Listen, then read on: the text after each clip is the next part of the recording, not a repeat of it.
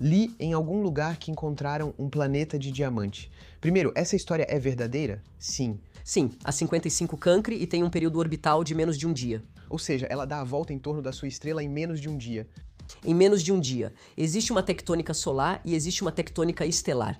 Essa tectônica se chama sismologia. Você faz uso de inteligência artificial para te ajudar nesses cálculos, nessas pesquisas? Então, olha, sim. Bom dia, Magali Deleuil. Bom dia, Christophe. É um prazer recebê-la no estúdio para conversarmos sobre exoplanetas e outros temas. Vamos poder também falar sobre o estudo das diferentes estrelas nas quais você também trabalhou. Então, para aqueles que não a conhecem, você pode se apresentar um pouco, resumir sobre o que você trabalhou principalmente? Sou professora na Universidade de Aix-Marseille, realizo minhas pesquisas no Laboratório de Astrofísica de Marselha. Ocupo o cargo de professora simplesmente para dizer que, na verdade, meu trabalho é duplo. Na verdade, tenho funções de ensino com os estudantes da universidade. E, além disso, tenho minhas atividades de pesquisa que realizo no laboratório. Então, em termos de carreira, vamos dizer que ela foi relativamente diversa, já que eu fiz. Então, se a gente voltar para um passado bem distante, mas também é interessante ver que não é obrigatório, mesmo na pesquisa, seguir uma carreira, eu diria, totalmente linear. E então comecei trabalhando com estrelas muito evoluídas, ou seja, estrelas quase no fim da vida. Depois tive a sorte de conhecer Alfred Vidal Madjar, que trabalhava aqui no Instituto de Astrofísica de Paris. E eu direcionei minhas pesquisas para os chamados discos circumestelares, ou seja, os discos de gás e poeira que encontramos ao redor das estrelas. Na verdade, são ambientes interessantes, porque, de fato, esses discos acompanham a formação das estrelas. E, na verdade, os planetas vão se formar dentro desses discos. E talvez porque justamente eu trabalhava com esse tipo de objeto, bem, anunciaram a descoberta do primeiro exoplaneta, ou seja, o primeiro planeta confirmado ao redor de uma estrela além do nosso Sol. E aos poucos fui mudando para pesquisas mais focadas em exoplanetas. Certo. Você mencionou que trabalhou com estrelas no final da vida, sim. O que há de interessante nisso? Como uma estrela morre? Então, uma estrela, na verdade, talvez a ideia que temos dela de que é um astro, quero dizer, imutável, na verdade, está completamente errada. A estrela nasce pela contração de nuvens de gás e poeira. Isso significa que a maior parte da massa vai se concentrar na região mais central da estrela. E o que acontece é que, a partir de certo momento, quando a massa se torna muito grande, as condições de temperatura e pressão são tais que, na verdade, os átomos vão se fundir e formar átomos mais pesados. Então, vamos pegar átomos de hidrogênio e, na verdade, eles se fundem, e isso vai formar átomos de hélio. É um processo que vai produzir energia. É um pouco contrário do que vemos na fissão, ou seja, quando pegamos um átomo muito pesado como o urânio e o quebramos em átomos mais leves. Então, é isso que estamos tentando fazer. Fazer isso em Cadarache com o ITER, mas ainda temos dificuldade em fazer esse tipo de coisa. Mas, por outro lado, esse processo de fusão de átomos leves em átomos mais pesados é algo que as estrelas fazem de forma natural.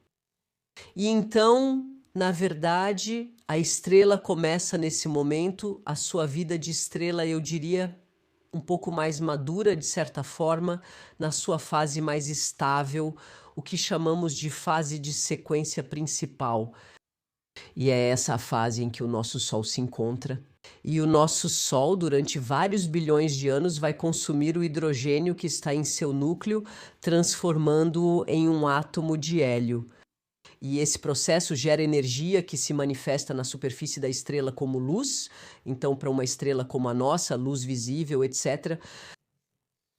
E então chega um momento em que, durante esse processo, o reservatório, de certa forma, de átomos de hidrogênio se esgota. E aí vamos ter um certo reajuste dentro da estrela de forma a iniciar reações de fusão com Então, dessa vez, não mais a partir de átomos de hidrogênio, mas a partir de átomos de hélio. E vamos produzir, assim, átomos de carbono, átomos de oxigênio, etc. Átomos cada vez mais pesados.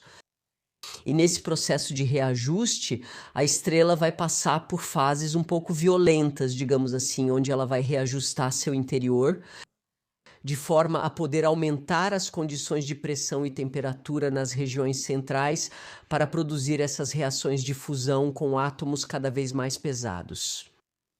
E então vamos passar por... Então tudo depende, claro, da massa inicial da estrela. Então essas fases de reajuste podem ser mais ou menos violentas. Se a estrela for pouco massiva, teremos uma fase chamada de nebulosa planetária, onde o núcleo se contrai e isso é acompanhado pela expulsão de uma parte da atmosfera da estrela. Se a estrela for mais massiva, teremos uma fase de nova ou supernova, onde ocorre uma ejeção muito violenta das camadas mais periféricas da estrela. Isso é um resumo bem condensado, claro, porque essas fases de reajuste podem ser múltiplas e mais ou menos violentas, na verdade. Aliás, o que faz com que existam diferentes maneiras de uma estrela se apagar, porque vimos que há fases explosivas, como as supernovas. Há fases mais suaves em que elas expulsam lentamente as camadas externas. O que determina o destino de uma estrela para um fim em vez de outro? Essencialmente, o parâmetro determinante parece ser a massa da estrela. Quanto mais massiva é a estrela, mais rapidamente ela consome seu hidrogênio e passa por todas as fases de queima de átomos cada vez mais pesados. E ela vai acabar com camadas sucessivas de queima, por exemplo, para produzir carbono a partir do hélio. Depois, na verdade, podemos chegar até a produção de ferro. No final das contas, os elementos que nos constituem vêm dessas fases de queima da estrela ao longo da sua evolução. E então, quanto mais massiva é a estrela, mais rápidos são seus processos e mais violentos são os reajustes internos e externos e essas fases de explosão, na verdade. Certo. E, consequentemente, é preciso que a estrela seja massiva para ter a capacidade de fundir elementos suficientemente pesados. Exatamente. Quanto mais massiva ela for, mais ela vai passar por fases de combustão que produzem elementos muito pesados, na verdade, como ferro, níquel e coisas assim. Certo. Quando ela é suficientemente massiva, funde elementos cada vez mais pesados até o ferro. Ela consegue fundir elementos além do ferro? Sim, alguns elementos mais pesados são produzidos, mas em menor quantidade, na verdade. É uma questão de abundância relativa e entre os elementos pesados, o ferro é o dominante.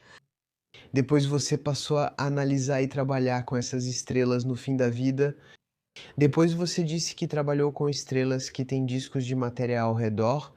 Sim, o que chamamos de discos circumestelares, ou seja, na verdade, quando partimos da nuvem interestelar formada por gás e poeira, que vai colapsar em algum momento, porque, certo, a maior parte da massa vai se concentrar no centro, certo, e formar a estrela. E então, porque tudo isso está girando, na verdade, não podemos esquecer, as forças centrífugas vão esticar o restante da nuvem, na verdade, ou aquela parte ali, a parte restante da nuvem, em um disco que acompanha a formação da estrela, na verdade. Certo. E é a partir desse disco que os planetas podem potencialmente se formar?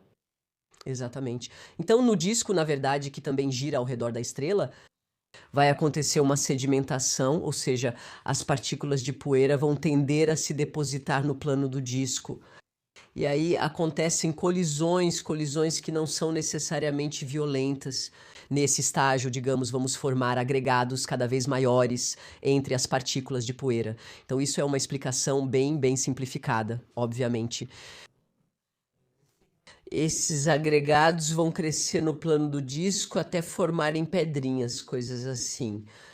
E então passamos para uma fase em que as pedrinhas também podem se agregar para formar objetos de tamanho quilométrico, que chamamos de planetesimais.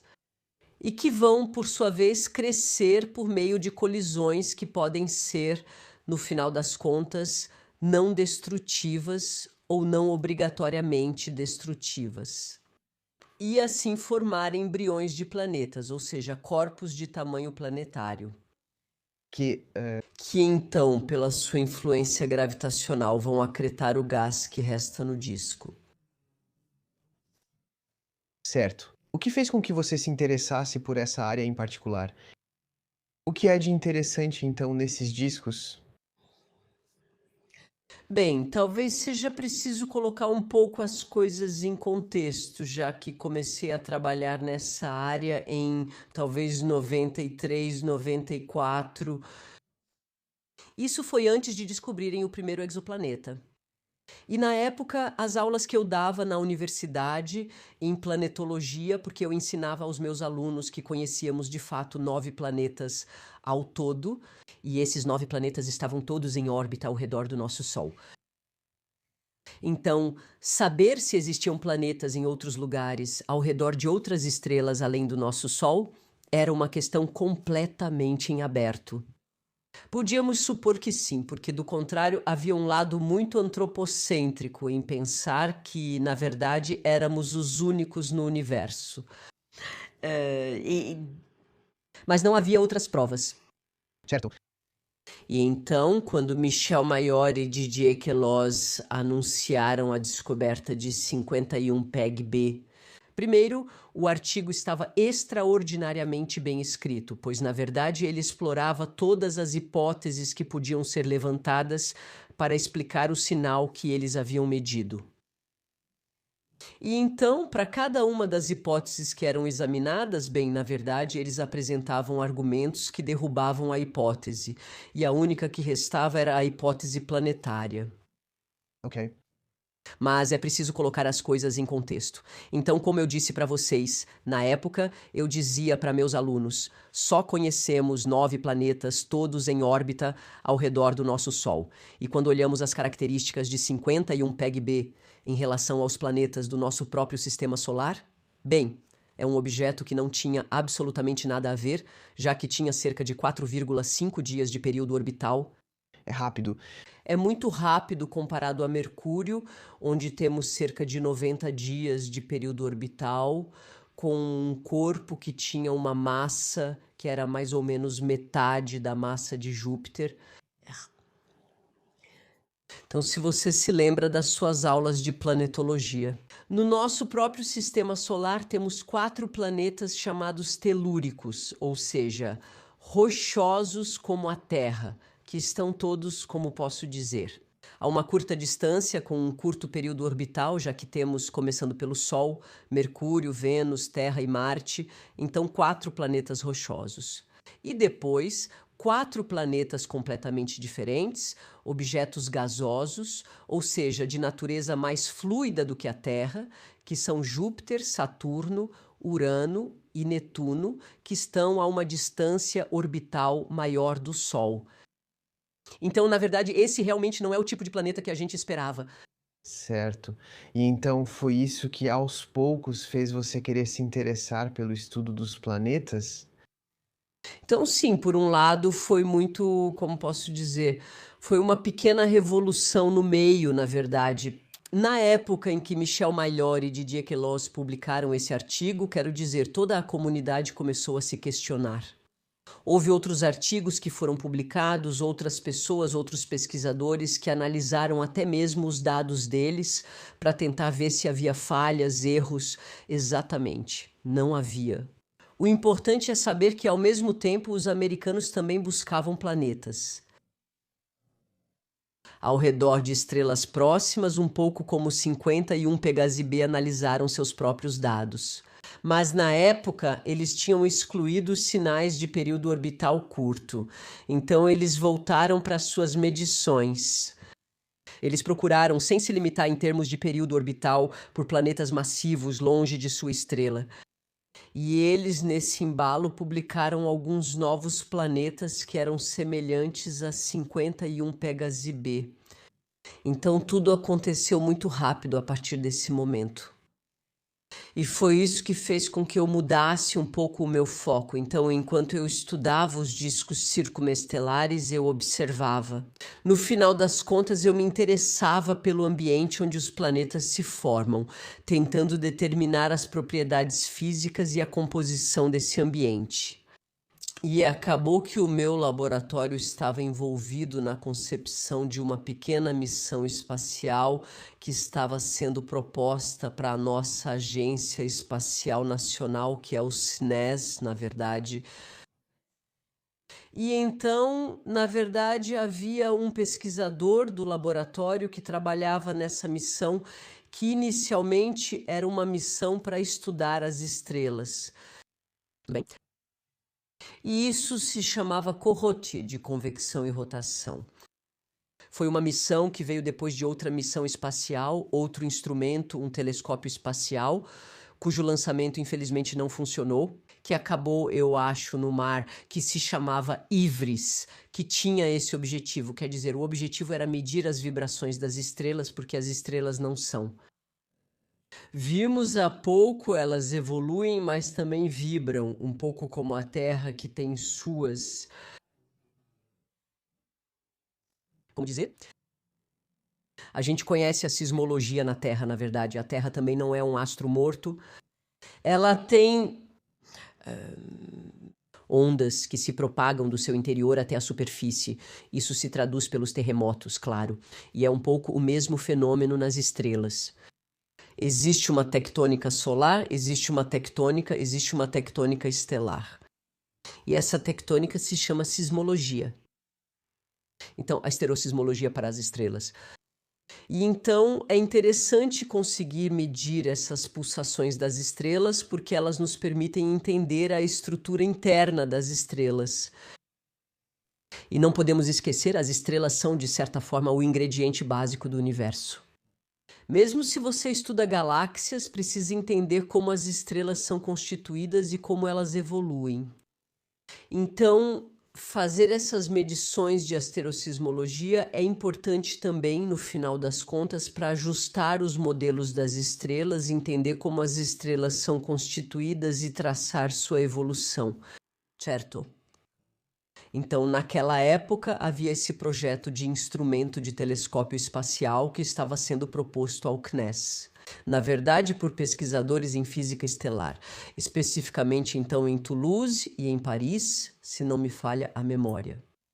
E acontece que havia 3 colegas parisienses que disseram: "Ah, mas as características instrumentais desse telescópio são interessantes e nos permitiriam encontrar exoplanetas por um método diferente daquele usado por Michel Mayor e Didier Queloz, que era o método das velocidades radiais.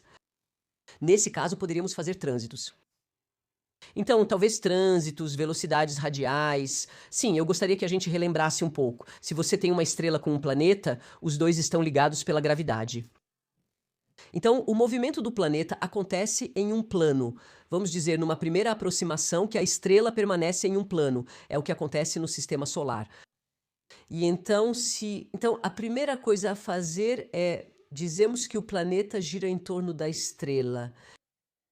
Isso, na verdade, ele está errado. A partir do momento em que você tem 2 corpos massivos presentes, os 2 vão girar em torno do centro de massa comum. Então, na verdade, se pegarmos o caso, por exemplo, do nosso Sol com a Terra, simplificando, considerando apenas o planeta e o Sol, certo? Então, na verdade, o centro de massa comum está ligeiramente deslocado em relação ao centro de massa que a estrela teria se estivesse sozinha. Se estivesse sozinha, apenas giraria sobre si mesma. Aqui ela gira sobre si mesma, mas vai descrever um movimento periódico ao redor do centro de massa comum, que é uma versão reduzida. Uma versão reduzida do movimento da estrela, do planeta ao redor do centro de massa comum também. É alemão. Ok. Então, na verdade, se você pegasse o Sol com apenas a Terra e colocasse fora do sistema solar, provavelmente não veria a Terra, mas veria que o Sol apresenta um movimento anual ao redor de um ponto fictício, que é o centro de massa comum, um movimento de 365,25 dias ao redor do centro de massa. E a amplitude desse movimento é proporcional à massa da nossa Terra. O que acaba resultando em movimentos já relativamente pequenos, porque quando olho a diferença de peso, mas também às vezes movimentos complexos, porque em um sistema com apenas um planeta, no geral, a gente entende, mas se houver 5, 6, 8 planetas. O que acontece? Então, por exemplo, no caso de 51 PEG-B, na verdade, o que Michel Mayor e Didier Queloz viram foi exatamente isso. Ou seja, a estrela 51 PEG apresenta um movimento periódico de 4,5 dias e um pouco mais, e com uma amplitude que é compatível com um objeto de mais ou menos, agora a gente sabe que é mais ou menos metade da massa de Júpiter. E então o movimento é muito periódico. Com certeza, no caso do sistema solar, é um pouco mais complexo, porque, na verdade, além disso, a massa planetária no nosso sistema solar é dominada principalmente por Júpiter e depois por Saturno. Certo? Então, o centro de massa de todo o sistema solar fica além da superfície do Sol. Quanto mais massivo, mais o centro de massa é deslocado em relação à posição do centro de massa da estrela sozinha. E então, de fato, quando você tem vários planetas, você vai ver primeiro, de certa forma, a assinatura do planeta dominante em termos de massa, e depois você verá variações que são causadas pelos outros planetas que estão presentes no sistema. Mas isso significa que o seu sinal será ainda mais complexo de decompor e analisar, claro. Vou fazer um pequeno parêntese. Então, esses métodos são eficazes para encontrar planetas que são relativamente grandes e próximos do Sol. Portanto, planetas diferentes dos do nosso sistema solar. Então, sim, exatamente. Isso significa que, de qualquer forma, independentemente do método que usamos, temos vieses observacionais, certo? Então, porque esses planetas existem, planetas massivos e próximos de sua estrela, isso explica porque, no final das contas, conseguimos detectar os primeiros exoplanetas. Aquelas que detectamos no começo eram casos, eu diria, patológicos em relação ao nosso próprio sistema solar, entende? Se esses planetas não existissem, talvez hoje estaríamos discutindo outra coisa, ou vocês não teriam me convidado, enfim, entende? Não é óbvio que a ciência dos exoplanetas teria se desenvolvido até esse ponto.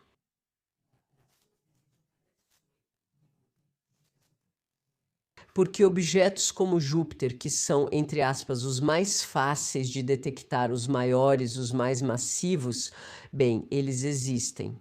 É preciso acumular anos de observação, porque quanto mais você quer detectar planetas que estão longe da sua estrela, mais você procura movimentos periódicos, por anos e anos.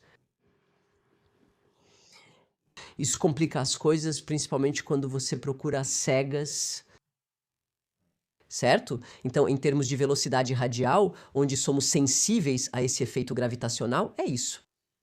E é por isso que medimos a massa do planeta. Com a descoberta desse primeiro exoplaneta confirmado, 51 PEG-B, ao redor de uma estrela como o nosso Sol, isso abriu completamente esse campo de pesquisa.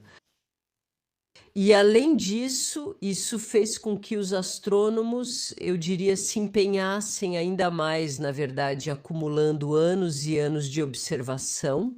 E agora nós temos os dados que nos permitem começar a explorar a faixa de períodos orbitais em que esperamos encontrar análogos de Júpiter e, em menor medida, de Saturno, sabe? Coisas assim. Então, e foi realmente essa descoberta que mudou completamente o campo, enfim, que abriu um novo campo de pesquisa. Só para contar uma curiosidade, eu tinha participado, houve um workshop justamente para pesquisar planetas fora do sistema solar. no ano de 1995, acho que foi no começo do verão, e aconteceu no Observatório de Haute-Provence, onde Michel Mayor é homenageado e onde eles faziam suas observações.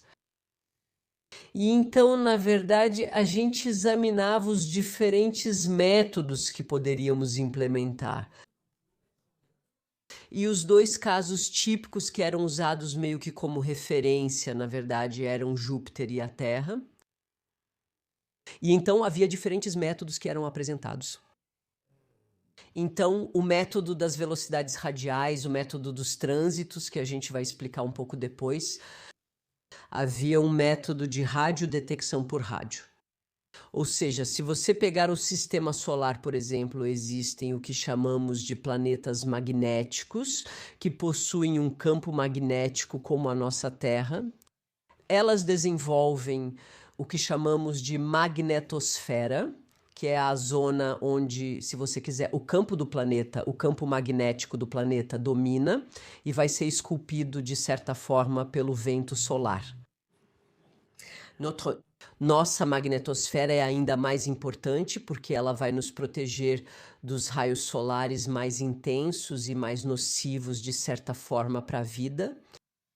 E ela desvia o vento solar, etc. E é por isso que temos auroras polares nas regiões no polo da Terra, na verdade, quando justamente o raio solar energético, UV, etc., durante grandes erupções consegue penetrar na baixa atmosfera do nosso planeta. Porque a magnetosfera, nesse momento, as linhas de campo magnético se conectam à Terra, no polo magnético da Terra. E então, durante fortes erupções solares, etc., temos esse fenômeno de aurora, onde a radiação UV de raios X do Sol acabam interagindo com os átomos, tipicamente na Terra, nitrogênio e oxigênio, que estão presentes na atmosfera terrestre, e criam essas auroras. Então, tudo isso para voltar aos outros planetas do sistema solar. Os planetas gigantes têm enormes magnetosferas, eles têm um campo magnético importante e, no final das contas, planetas como Júpiter ou Saturno são meio que fontes de rádio, já que podemos observar a magnetosfera no domínio do rádio, o que é realmente importante. E então, tipicamente, era nisso que eu pensava em todas as apresentações que tivemos.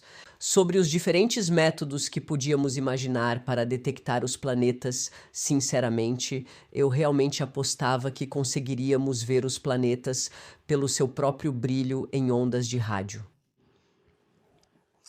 Então, estamos esperando por anúncios que talvez cheguem nos próximos meses. Mas, na verdade, o problema com o rádio é que o universo não é nada, como posso dizer, silencioso, se é que posso dizer assim. Há uma forte radiação de rádio e até agora ainda não temos uma detecção comprovada em rádio.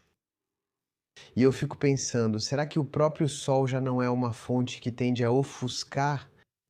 Talvez, então sim, especialmente se quisermos ver objetos próximos, estrelas, mas sim, as estrelas também são fontes de rádio, claro. Mais cedo, então, falamos de vários métodos para detectar planetas e restava o método dos trânsitos, sim. Então, o método dos trânsitos, se você acompanhou, o movimento dos planetas acontece em um plano, ou o de um planeta acontece em um plano.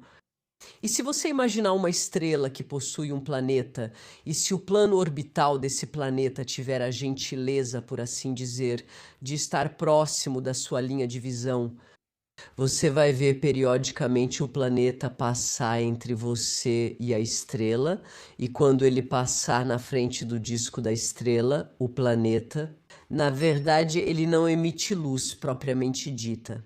Já que a diferença entre uma estrela e um planeta é que uma estrela, como vimos há pouco, é uma fonte de energia, pois ela produz luz.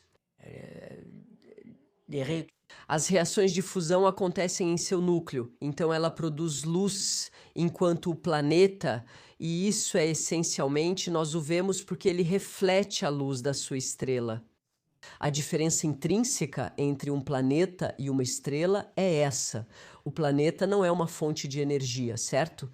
Então, isso equivale, se você quiser, a ver quando o planeta passa na frente da sua estrela, a passagem de um disco escuro na frente de um disco luminoso, e então o planeta vai ocultar uma parte da luz da estrela e, portanto, se você medir continuamente a luz de uma estrela, e que quando o planeta passar na frente da estrela, você vai ver uma diminuição da luz, e depois você recupera a luz inicial da estrela quando o planeta finalmente sai do campo de visão em frente à estrela. Então, isso é o método dos trânsitos, na verdade. Como podemos distinguir um planeta que passa na frente de uma estrela da própria atividade da estrela?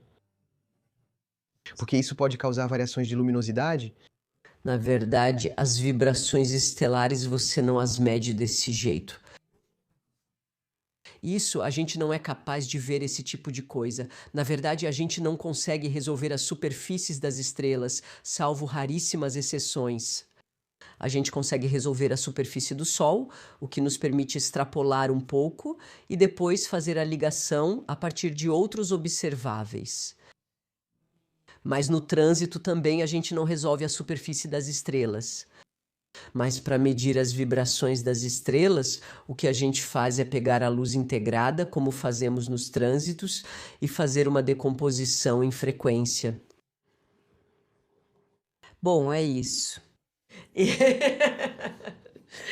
E então a gente tem técnicas de análise de sinal que permitem depois inferir a estrutura interna das estrelas, na verdade. Mas as assinaturas são completamente diferentes. Se você quiser, o trânsito significa que você registra a luz que recebe da estrela. A gente continua por meses, até anos, porque não podemos esquecer que, se você pegar um planeta como a Terra, um trânsito acontece uma vez por ano, ou seja, a cada 365 dias. Para ter certeza de que é um trânsito, o ideal é ter pelo menos 2, o que permite que você descubra o período orbital do planeta. Se você quiser ter realmente certeza, você espera pelo terceiro. Bom, depois temos diferentes truques que talvez nos permitam evitar esperar pelo terceiro, mas isso seria o ideal. Então, isso significa que você registrou a luz da sua estrela continuamente durante todo esse tempo. Chamamos isso de curva de luz. E, na verdade, o que podemos fazer é pegar essa curva de luz e fazer uma análise de frequência nela para tentar encontrar as assinaturas das vibrações da estrela. Ok. Também podemos, a partir dessa curva de luz, por exemplo, determinar a rotação da estrela sobre si mesma. Se ela tiver a gentileza de ter manchas, ou seja, contrastes na superfície, como o nosso Sol, que tem manchas solares. E assim podemos observar a evolução dessas manchas ao longo do tempo e também determinar a rotação da estrela. Então, no final das contas, é o mesmo sinal astrofísico que está sendo analisado. De maneiras diferentes, trazendo informações que se complementam umas às outras. E então, no seu campo de estudo, você trabalhou no estudo desses exoplanetas ou na descoberta desses exoplanetas? Na verdade, eu fiz os dois, porque depois daquela famosa missão Corot, então, a maneira como as observações, os telescópios espaciais, as missões espaciais são feitas, se me permitem essa digressão, as agências espaciais lançam chamadas para ideias, para instrumentos, de certa forma. Então, com uma frequência que varia, isso depende das agências, depende dos calendários, etc. E os cientistas respondem. A primeira resposta é uma resposta um pouco geral. Existe o que chamamos de caso científico. Qual seria o objetivo científico de um instrumento? E, finalmente, como seria esse instrumento para responder à questão científica de interesse? Então, na verdade, foi isso que aconteceu com Corot. Então, os colegas que trabalham com física estelar tinham respondido a um edital de pequenas missões do CNES. E nossos 3 colegas parisienses, que eram Alain Léger, Daniel Juan e Jean Schneider, desculpe pelo branco na memória, então eles disseram, mas na verdade, dado o design dos instrumentos que vocês estão propondo para essa missão de convecção e rotação, podemos usá-los para tentar encontrar trânsitos de planetas fora do sistema solar. E isso foi em 96, algo assim. E então, na verdade, o design da missão foi revisado de forma a poder fazer tanto a asterosismologia quanto a busca por trânsitos. E a missão se tornou convecção, rotação e trânsitos planetários para o tema. E então, como acontece muitas vezes, o instrumento evoluiu um pouco, foi selecionado, evoluiu. Nós passamos a contar com colaboradores europeus. Ele foi lançado em dezembro de 2006. E então, durante toda essa fase, de fato, eu trabalhei tanto na detecção dos trânsitos quanto na caracterização. O que nos interessava não era simplesmente detectar por detectar, mas saber como são esses planetas. O método dos trânsitos, já que é um efeito luminoso, a gente observa 2 discos, certo? Isso significa que é um efeito geométrico e, portanto, ela permite medir o raio dos planetas. O método das velocidades radiais, por ser um efeito gravitacional, permite medir a massa dos planetas. Então, se você conseguir combinar tanto os trânsitos quanto as velocidades radiais, você tem uma estimativa da massa e do raio, e assim uma estimativa da densidade média. Você começa a saber com que tipo de objeto está lidando, qual é a natureza desse objeto. Ele é mais gasoso, como Júpiter, Saturno, etc., ou ele tem uma densidade intermediária, como um objeto gelado, etc., ou ele é rochoso. Podemos conhecer a massa, mas então a massa relativa em relação à sua estrela. Mas ainda assim não, mas isso não. Você está absolutamente certa, me desculpe, eu te interrompi, mas todos os métodos geralmente te dão um parâmetro do planeta em relação ao mesmo parâmetro da estrela. Mas ainda assim é preciso ter a massa da estrela para realmente ter uma ideia da massa do planeta e, portanto, de sua composição.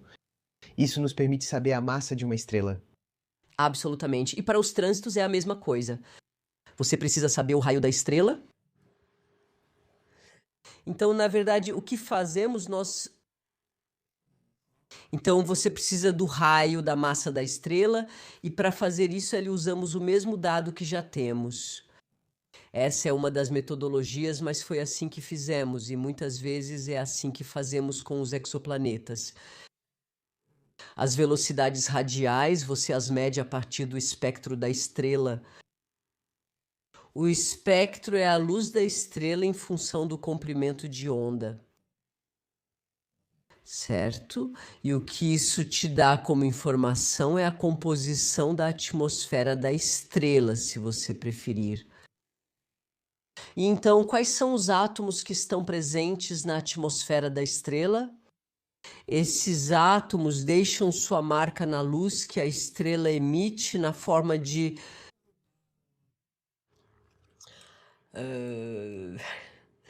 estou tentando encontrar uma linguagem que não seja muito obscura. Então, de transição atômica, na verdade, são variações, os elétrons, que compõem um átomo vão mudar de nível de excitação de acordo com a interação deles com os fótons que vêm do interior da estrela. E isso se traduz por toda uma série de, na verdade, são faixas, eu não sei como dizer, de radiações. Sim, sim, sim. Podemos ver dessa forma. Digamos que a luz da estrela não é monótona, mas ela apresenta variações que são as assinaturas dos átomos presentes em sua alta atmosfera. Ok. E a partir da análise desse espectro da estrela, vamos deduzir a velocidade da estrela em um instante t. E, na verdade, é a componente da velocidade da estrela na nossa linha divisada, e isso é o que chamamos de velocidade radial. Daí o nome de método das velocidades radiais. Certo?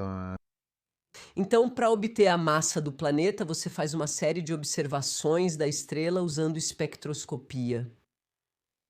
Para cada um dos seus espectros, você mede a velocidade da estrela na sua linha de visão, ou seja, a velocidade radial, e acaba com uma série de medições de velocidade radial.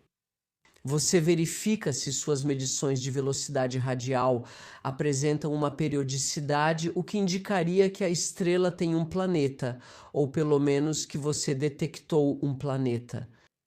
E se o planeta foi observado por trânsito, você vai tentar medir sua massa. E, paralelamente, você pega a série de espectros que tem da sua estrela e analisa a composição da atmosfera da estrela.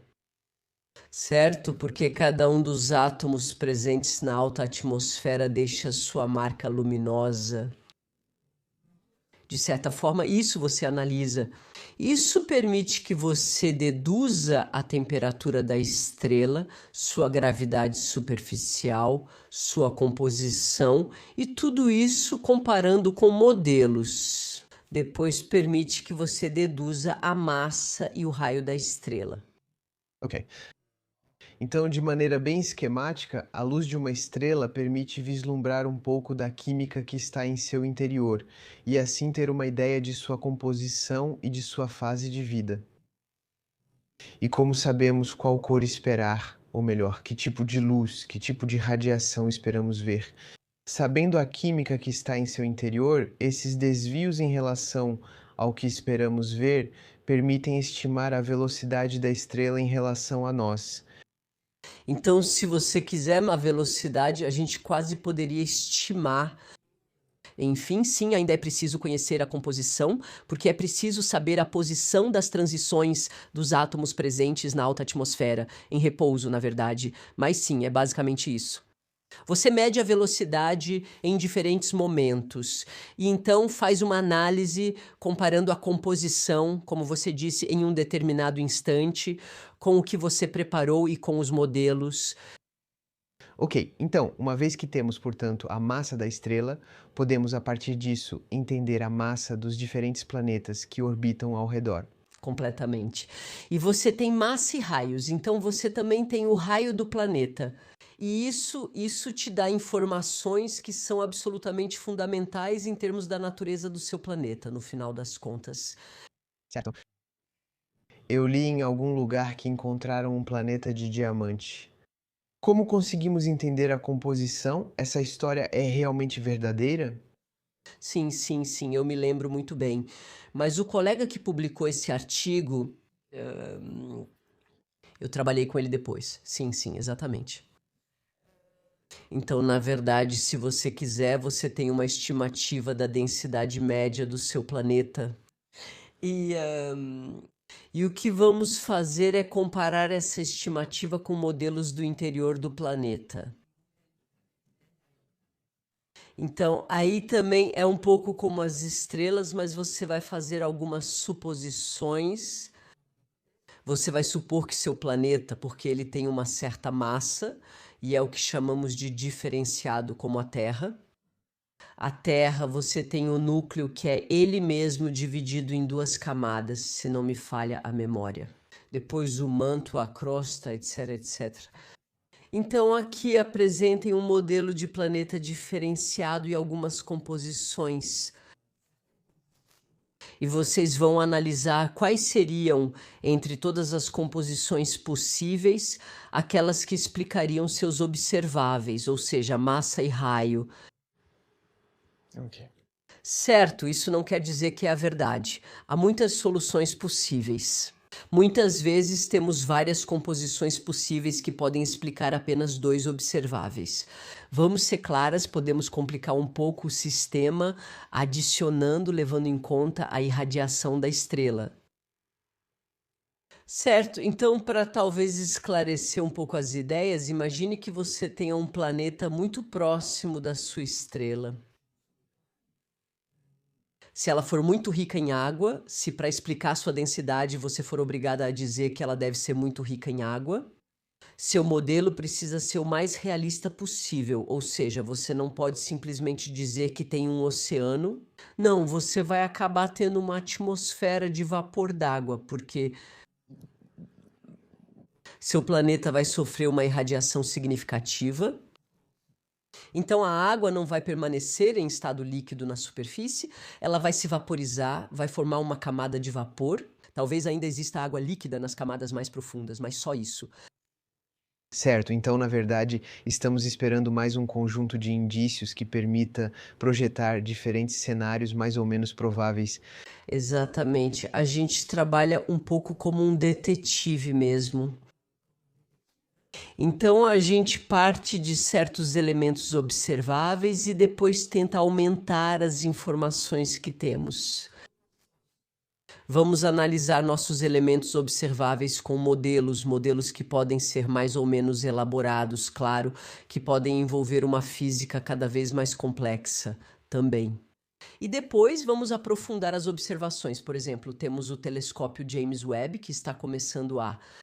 que tem a capacidade de nos permitir começar a sondar as atmosferas, ou pelo menos a alta atmosfera de certos exoplanetas em algumas configurações. E aí chegamos a um ponto em que isso nos traz novos elementos para tentar entender melhor a física desses objetos.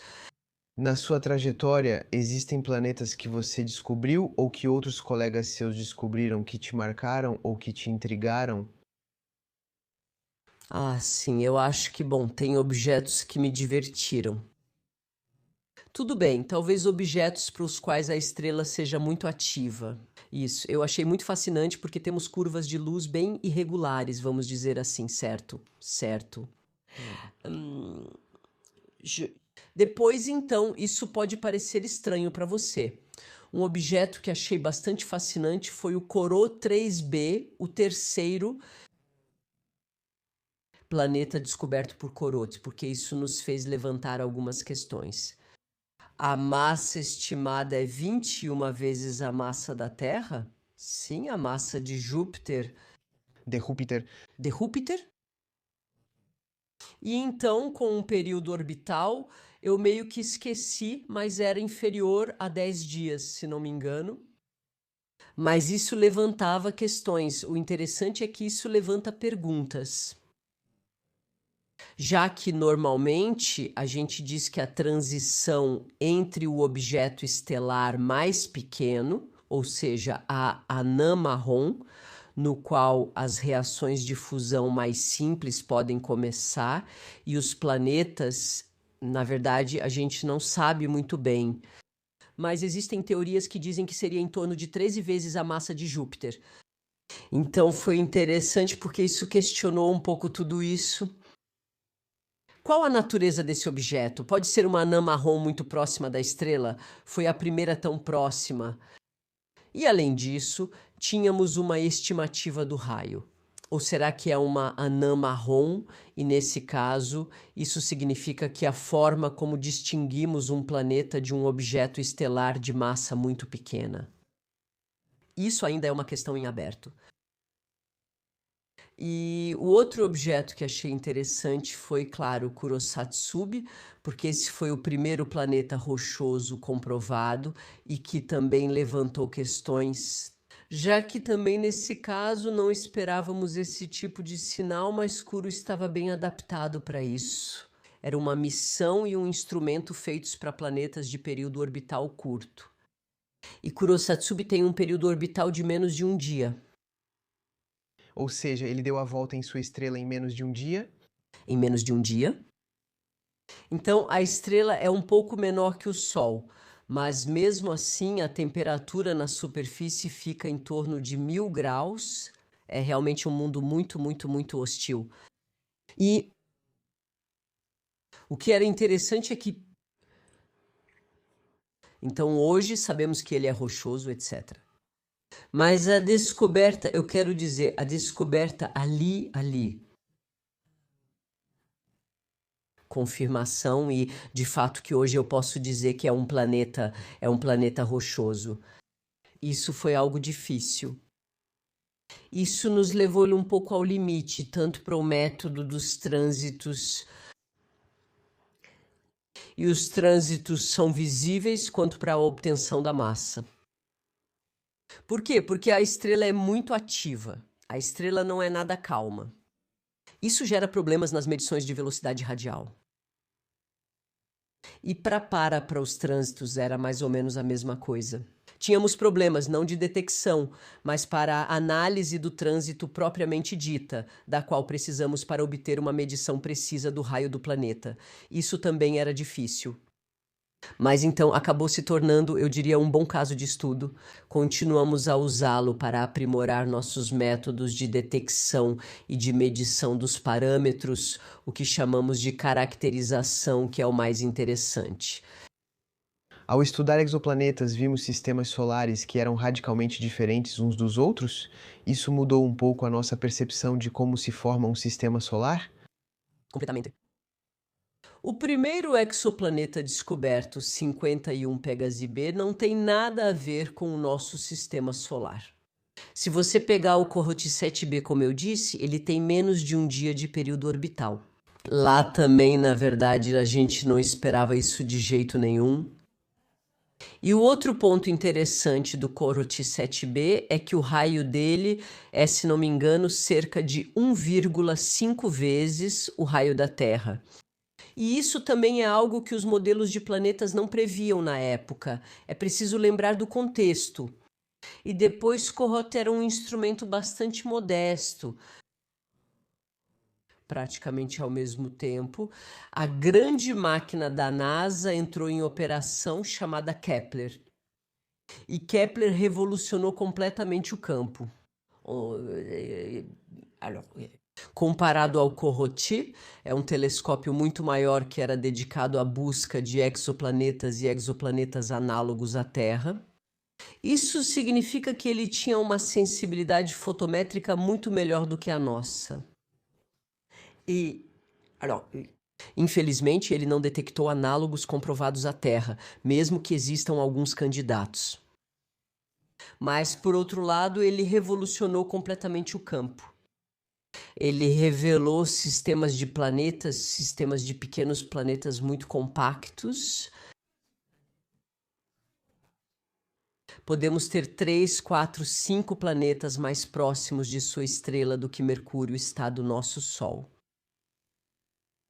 São planetas rochosos, o que chamamos de superterras, ou seja, planetas rochosos maiores que a Terra, como o Corot 7b, certo, um pouco maiores. E também há outros que têm características mais parecidas com Netuno, Urano, mas também com um período orbital muito curto. Isso quer dizer que o nosso sistema solar é uma exceção à regra?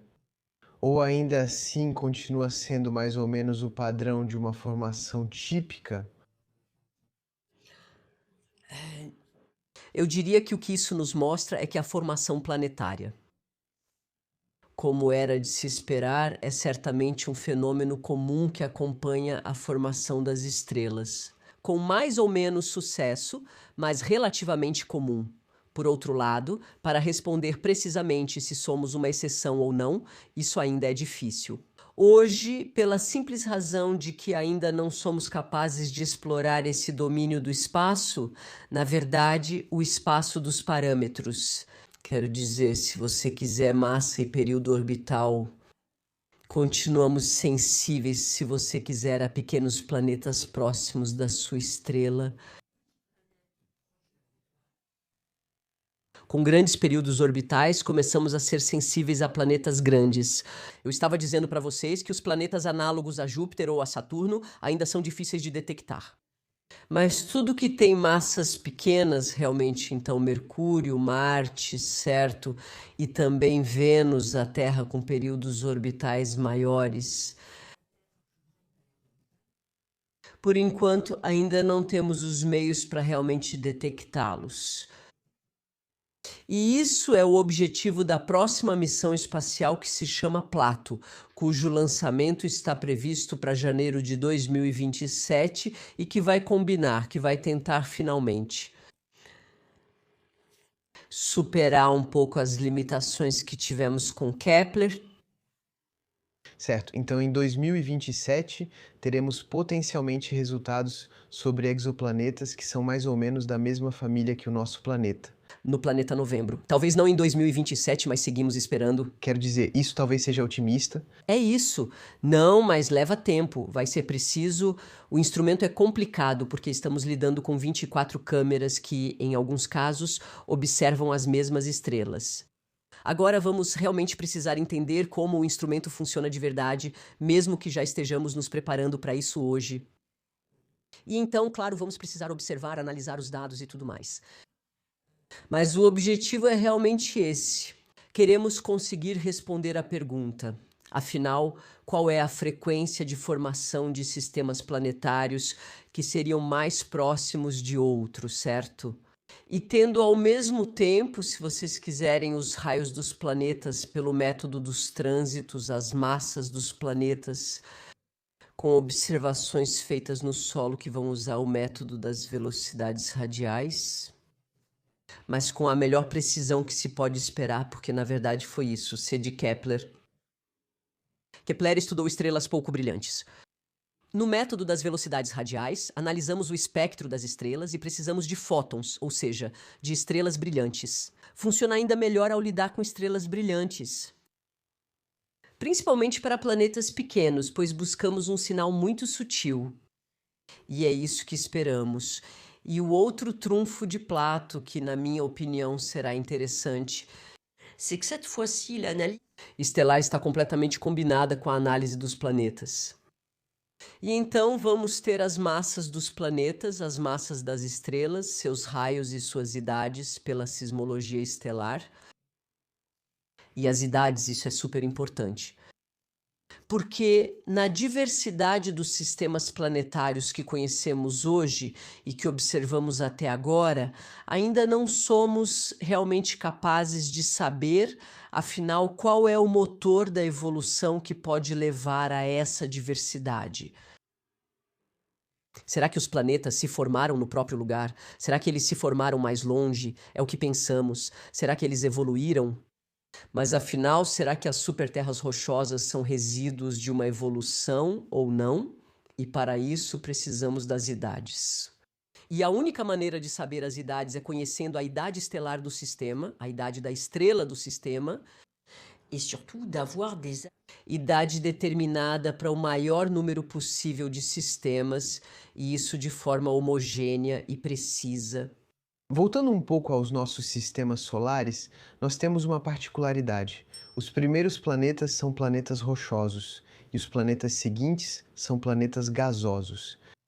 Isso é um mecanismo físico que provoca isso como um sistema de centrífuga, de decantação, que faria os elementos mais leves descerem? Ou será que, na verdade, o estudo dos exoplanetas mostrou coisas que às vezes eram completamente invertidas? Sim, há coisas totalmente invertidas. Acredita-se que, na verdade, os planetas gasosos que encontramos perto de sua estrela se formaram a uma grande distância da estrela. Por quê? Na verdade, é necessária massa para formar grandes planetas. Certo? Então, na verdade, o que acontece no seu disco circunstelar, se voltarmos a isso, onde os planetas vão se formar, é que a temperatura não é constante. Quanto mais perto da estrela, mais quente vai ser o disco. A gente tem o que chamamos de gradiente, certo? E é preciso ir longe da estrela para ter temperaturas que permitam conservar os elementos leves. Os elementos leves vão tender a desaparecer mais rapidamente na região quente por causa da turbulência, da agitação térmica, enfim, certo? Então vamos concentrar os elementos pesados perto da estrela e os elementos mais leves, o gás, etc., longe da estrela. Então, o que pensamos é que, a princípio, os planetas gasosos, certo, do tipo Júpiter, se formam a uma grande distância da estrela em um lugar onde Ainda temos elementos pesados, certamente na forma de gelo, certo? Que vão constituir o núcleo e depois o núcleo sendo tornando-se em determinado momento suficientemente massivo para acumular gás. E depois há uma interação entre o planeta e o gás. Bem, o disco que pode levar o planeta a se mover de certa forma para as regiões mais internas do disco, então perto da estrela. Certo.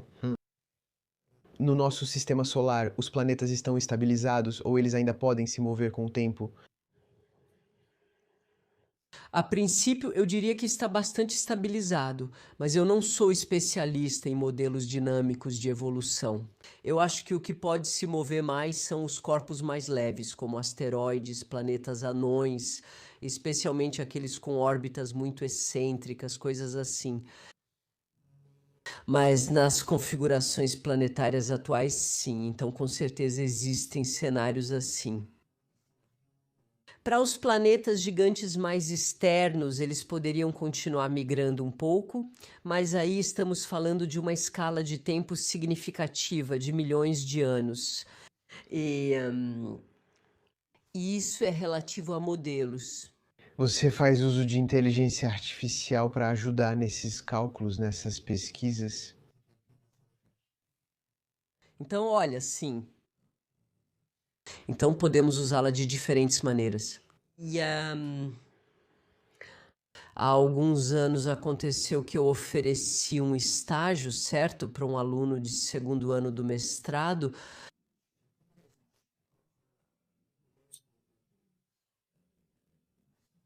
E eu tive um aluno de escola de engenharia, entre outros, que tinha se candidatado para o tema.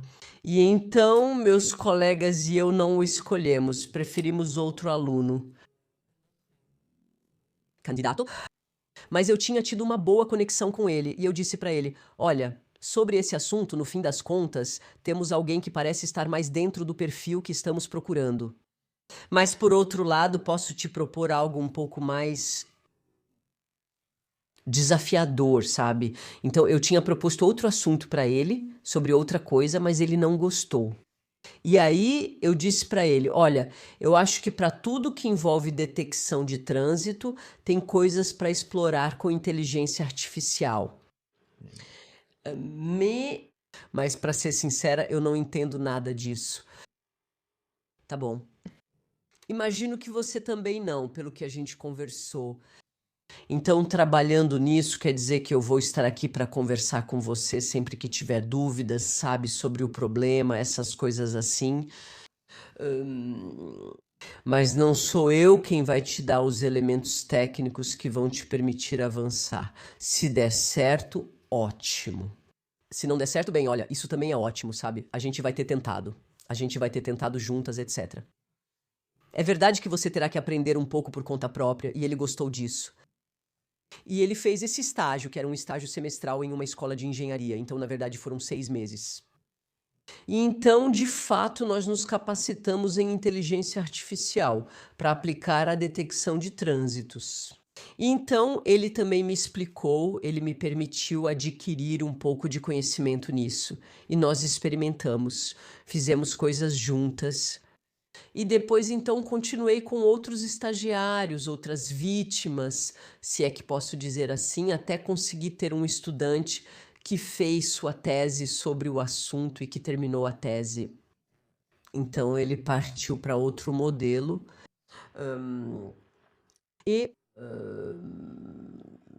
E sim, ele mostrou que isso funciona muito bem.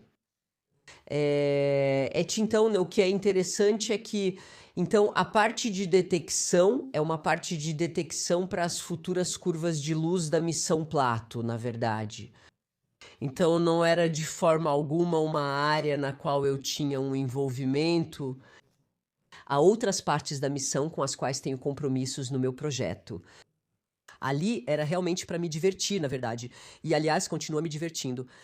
Mas quando a gente concebeu, por exemplo, a parte do pipeline, a missão que vai detectar os trânsitos, a gente se fez essa pergunta. Então, estamos falando de algo que em breve terá 20 anos. Bom. Mas há uns 15 anos a gente se perguntou: olhamos para os aspectos de inteligência artificial ou não? E a gente disse: não, parece pesado. Tem toda a parte de aprendizado e, além disso, é preciso ter dados que sejam reais.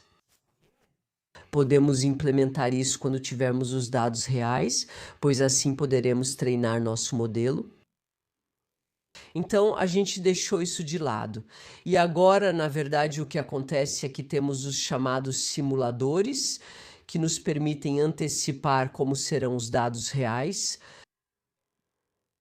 E como eu já tinha começado a trabalhar com os dados do simulador para outros aspectos, conseguimos desenvolver esse modelo e sabemos que nossos dados simulados são bastante robustos. Depois talvez a gente se engane, pode haver diferenças, isso já era esperado, mas é uma primeira representação. O que Hugo, meu ex-aluno, agora que terminou a tese dele, o que ele mostrou é que o modelo dele é suficientemente robusto para que, se mudarmos os dados simulados, ele ainda assim consiga trabalhar bem, com uma taxa de sucesso realmente impressionante. Então, Há potencial nisso, e isso permite realizar. Isso não substitui em nada a expertise humana. Não é só, eu pego um modelo e pronto, funciona. Isso não é verdade, é preciso, tá bom. É uma outra forma de trabalhar. Às vezes é um pouco mais rápido, mas em termos de aplicação. Mas isso não muda o fato de que vai exigir tempo para construir o modelo, garantir que ele seja robusto e eficiente. certo. Isso é muito interessante, eu acho, porque vemos a inteligência artificial evoluir cada vez mais rápido, se misturando um pouco com a ciência, sendo usada por cientistas para explorar certos caminhos. Alguns às vezes imaginam que a IA já vai substituir o trabalho dos cientistas a partir de amanhã. Aqui a gente vê realmente casos de uso onde, na verdade, ela te apoia, mas não substitui o trabalho que existe por trás, que é anterior, para entender, trabalhar, preparar seus métodos. Então é isso, achei isso interessante. Sim, Você tem razão. Para mim, isso não substitui, é só outra forma de trabalhar. Também permite ganhar tempo em algumas tarefas, vamos ser sinceros. Mas em todos os casos é preciso conferir. Você não pode deixar de fazer isso. E ele fala qualquer coisa. Enfim, pode sair cada besteira. ChatGPT não dá para acreditar. Eu vejo estudantes começando a usar, ficando no ChatGPT, talvez outros também. Outros têm, bom, ok. Mas a gente percebe porque, na verdade, eles não conferem os resultados e acabam falando besteira. Se vocês encontrarem respostas para perguntas que estão escritas com outra notação, não tem demonstração, às vezes até tem resultados que estão errados, bem, aí fica claro que, de certa forma, isso não corresponde à maneira como deveria ser usado. Tem que usar com discernimento, tem que criticar. É preciso usá-lo talvez para aprender, mas sempre com muito cuidado. Eu diria que a qualidade do pesquisador é o espírito crítico. Questionar as ideias, na verdade, o que aprendemos, nossos próprios resultados, nossos próprios modos de pensar, etc. Então, a IA pode ser uma ferramenta para ganhar tempo em certas tarefas, para abordar estudos de uma forma diferente, mas o ser humano continua sendo central. chegamos ao fim da entrevista. Muito obrigado pela conversa, foi muito interessante. Obrigada a você pela recepção e por me dar a oportunidade de apresentar um pouco dos trabalhos que realizei com meus colaboradores, porque são trabalhos realizados dentro de grandes equipes. Muito obrigado. Obrigada.